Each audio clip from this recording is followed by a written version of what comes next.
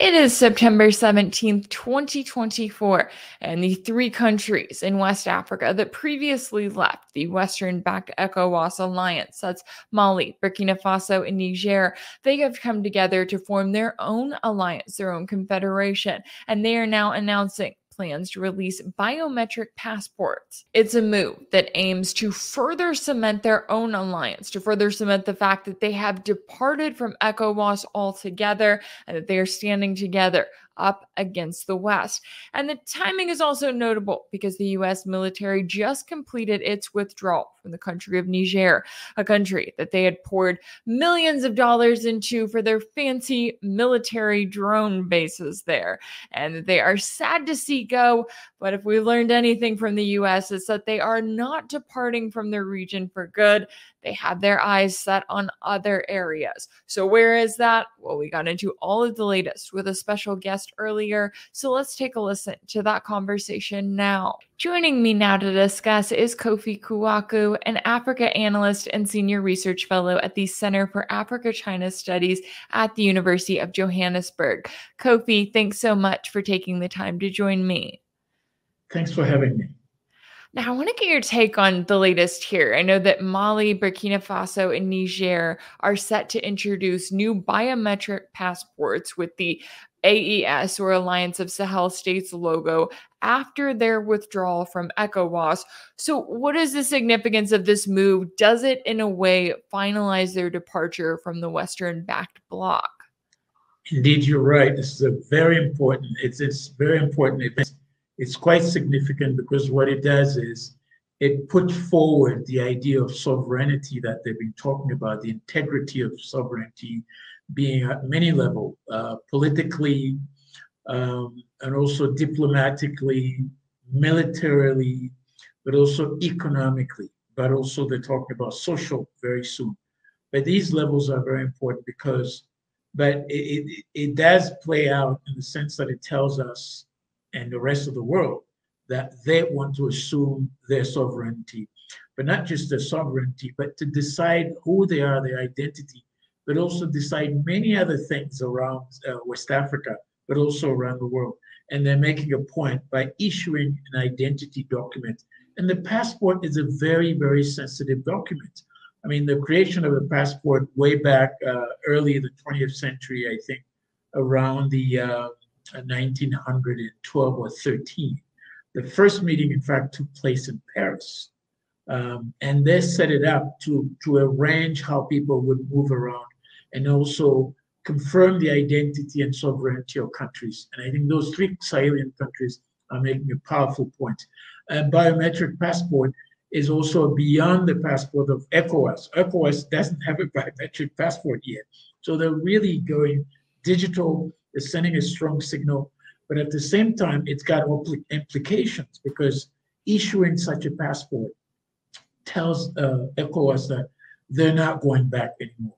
So if there is any kind of partnership, they'll have to have different, arrangement with the Sahelian states, or at least ECOWAS having different arrangement with Sahelian states.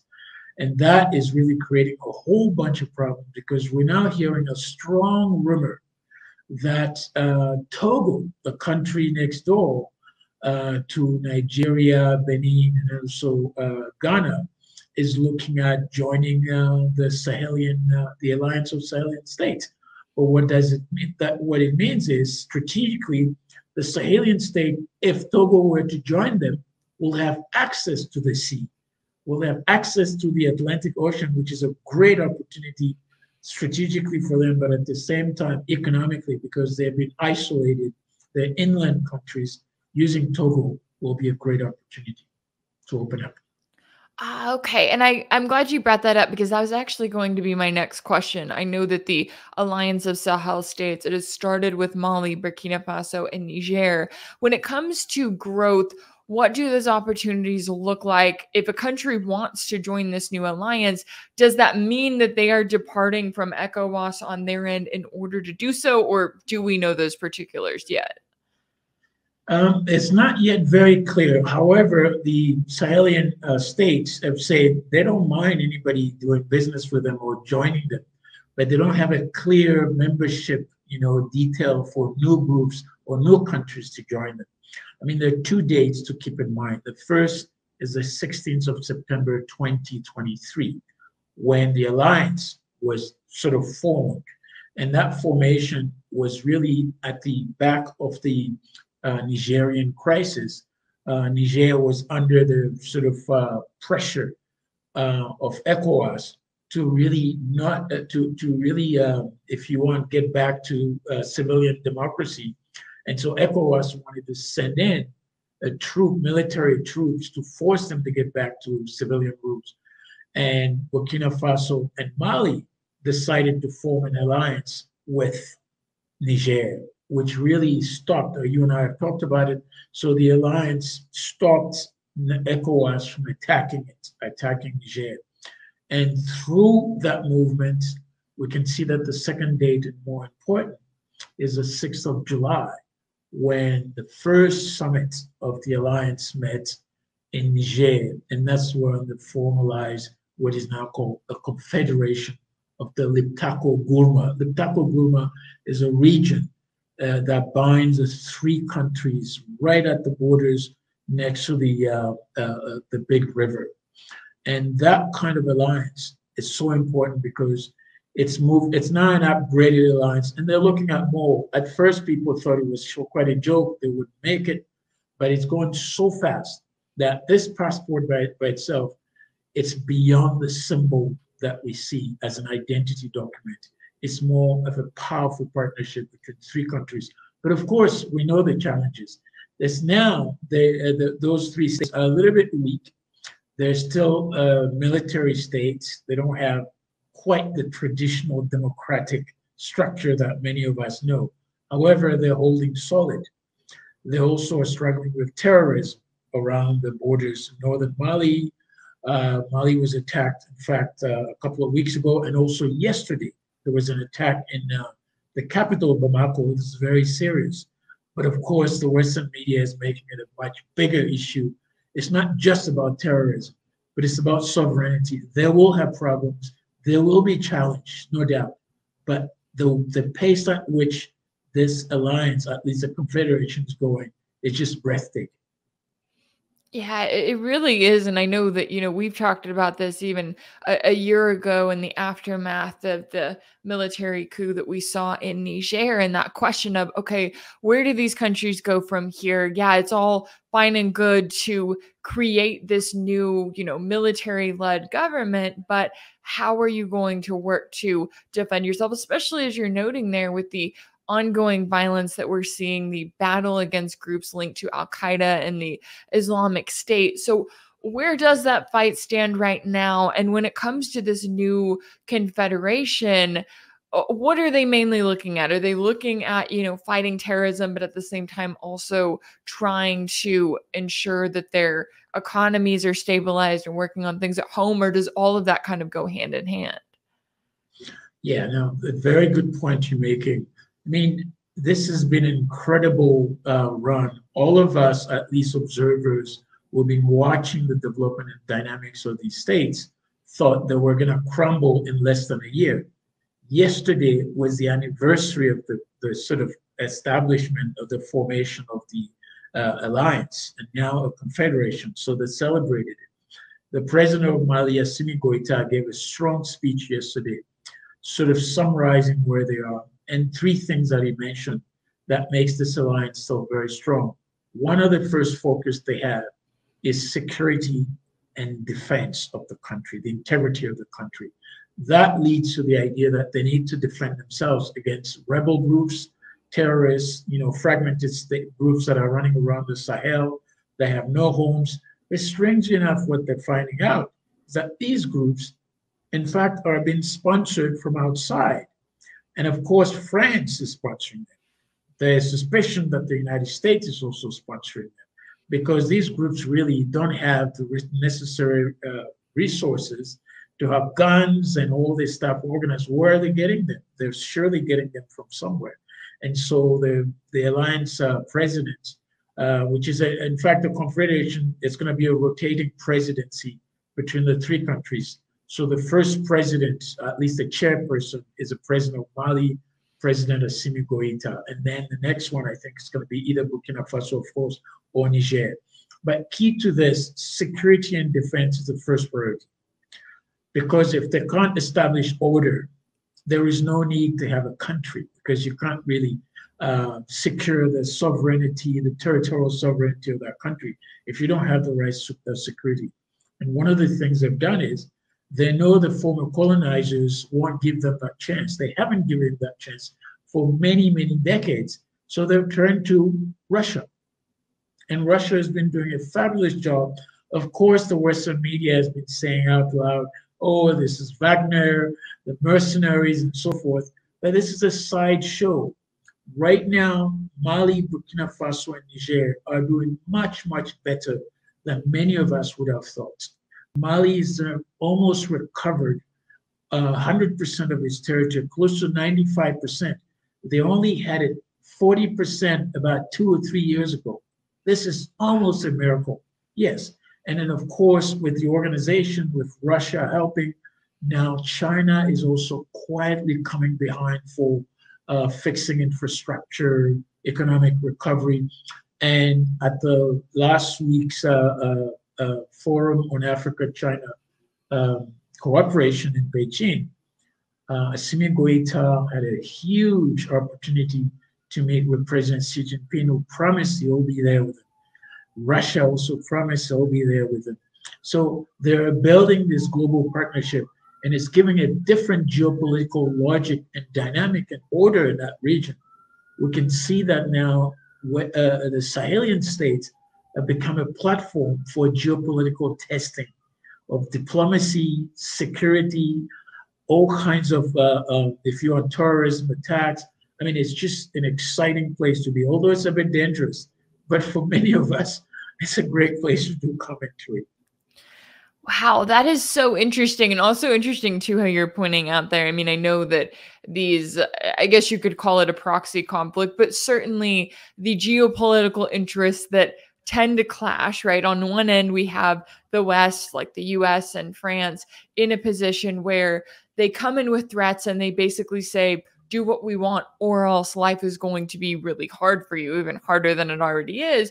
And then on the other hand, you have countries like Russia and China coming in and saying, hey, we want to work with you. We want to come together on mutually beneficial agreements. And so when you have, and I know that ECOWAS has issued a number of warnings that could be taken as threats towards these countries, these three countries that left their alliance, saying, look, it would undermine the freedom of the movement and the common market of the 400 million people living in the 49-year-old bloc. So you have warnings like that out there, but where do the concerns stand that these violent rebel groups, which, as you were noting, some questions about where they're getting their guns and their ammunition from, that they are going to start specifically targeting the countries that fight back against ECOWAS? Where do those concerns stand versus the assurances that these countries have from Russia, from China, saying, hey, we want to work with you. We want to, from Russia specifically, increase our defensive capabilities and really help you here in the region? Huge point you're making. One of the first challenges is geographic. The size of the territory of these three countries, Mali is a little bit over 1 million, Niger, a little bit over 1 million, Burkina Faso, about 300 and something thousand. So the total is about roughly 2.8 million square kilometers. This is a large place. It's almost like a quarter of the United States. So how do you police, how do you secure that vast territory and then make sure that those terrorists or the rebels don't have sway everywhere? And one of them is to form strategic alliances. And I think they have no other choices because the West hasn't done so for them for decades. Even when the West promises, it doesn't deliver. We've seen how Mali, for example, the Malian military couldn't get any weapons without signing off on the UN or with France. And if these two or three didn't agree, they wouldn't get any military hardware to fight against the terrorists. So they were at the mercy of the West, but at the same time, at the mercy of the terrorist attacks. So what they've done now, by forging those strategic alliances, with Russia and China and other places. I'm sure you're also aware that Turkey is also moving in there very nicely, same as Saudi Arabia. So it is a really big hub of geopolitical place now taking place. And one of the third point that I didn't mention was the energy element of it, energy and natural resources. Those three countries are full of it. Natural resource, things like lithium, new rare earth, wealth minerals, all over the place, including gold, including diamonds. I mean, you name it. And also water. Apparently, they found that the Sahel, right underneath some of the kilometers of the surface, there's huge body of water, sort of sweet water, well known. And so, in fact, the Libyan dictator Gaddafi has tapped into that. So the place is so wealthy and so rich, they just can't let it go. Beside oil and other things, water is a big deal as well. So these are the challenges they have. So policing a large place, but at the same time having the resources to do so on their own. At this stage, they can't do it very well on their own.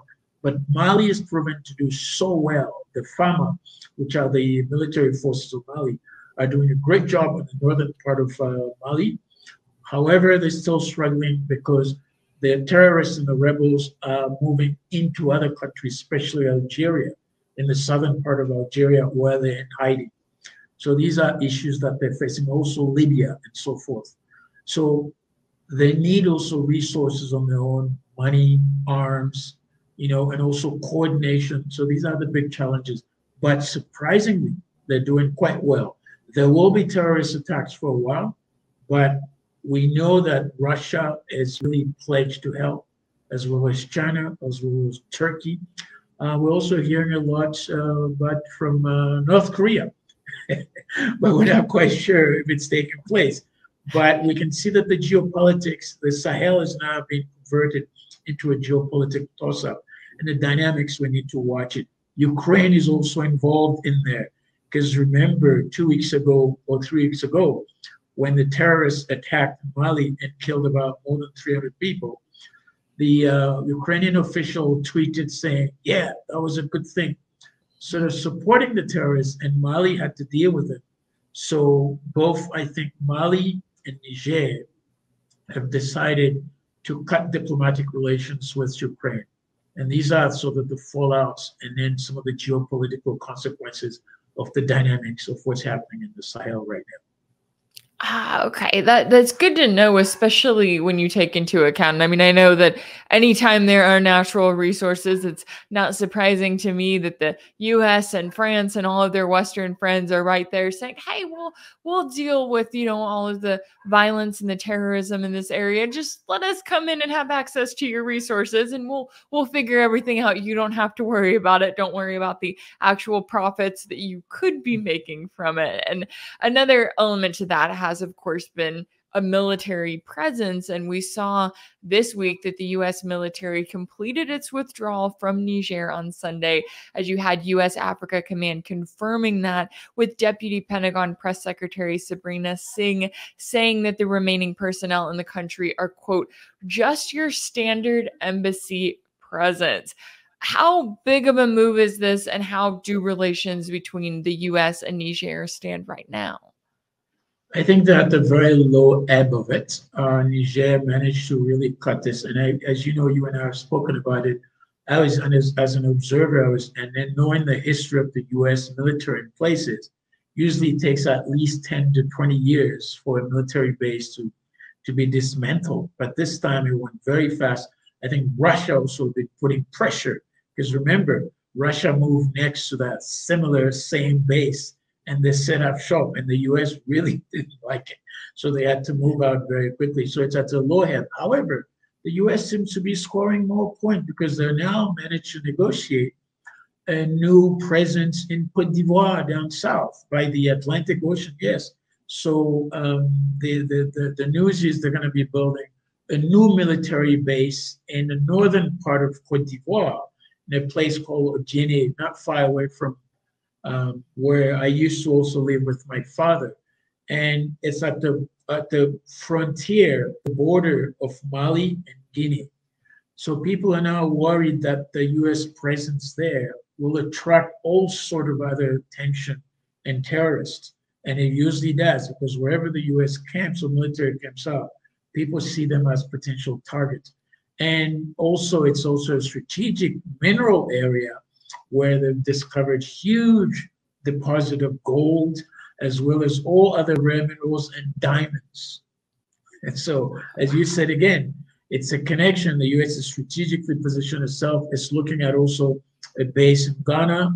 It's already has a sort of base in Liberia. So the US is attempting to cover the Gulf of Guinea with military bases instead of building infrastructure, develop the country, hospitals, roads and schools for people. They're putting military bases. This is a very sad situation. Yeah, it's very telling, like you were saying, what the US and its Western allies are doing versus what other countries like Russia and China are doing. And even in a case where, I mean, the US poured millions, hundreds of millions of dollars into those fancy drone bases in Niger. And it's like, well, you clearly see that they don't want you there. And yet you are continuing to go to other countries to try to force your presence on them. Not a good situation, but I think it is really important to highlight, exactly as you were saying, the way that these countries in the Sahel region are rising up after so many decades of being used and abused by the West. Certainly a lot at stake here all around. And I really appreciate you taking the time to join me today to break down all of the latest here. Koffi Kouakou, an Africa analyst and a senior research fellow at the Center for Africa-China Studies at the University of Johannesburg. Thank you so much for your time and insight. You're welcome, Rachel. All the best.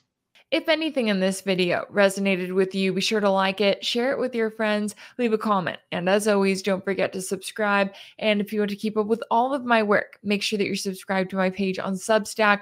That's rachelblevins.substack.com. If you want to support my work, you can also check out my page on Patreon. That's patreon.com/rachelblevins. That's where you can sign up as a monthly paid subscriber and join the community there. As always, thank y'all so much for all of your support, and I'll see you next time.